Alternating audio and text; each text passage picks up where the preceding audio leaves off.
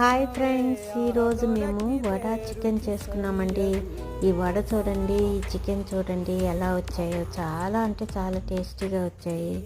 వడలు అయితే అదిరిపోయినాయి. ఎర్రగడ్డ, పచ్చిమిరపకాయ, అల్లం, కరివేపాకు అన్నీ వేసి వడలు అయితే చేసుకున్నాము. అలాగే చికెన్ పులుసు దీంట్లో కాంబినేషన్ అయితే భలే బాగుంటుంది.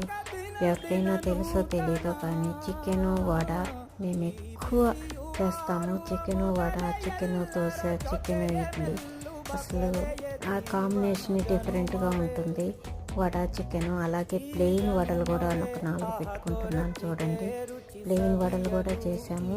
ప్లెయిన్ వడలు కొందరు ఇష్టపడతారు, ఎర్రగడ్డ పచ్చిమిరపకాయ వేసిన వడలు కొంచెం మంది ఇష్టపడతారు కాబట్టి 2 వడలు అయితే పెట్టానండి.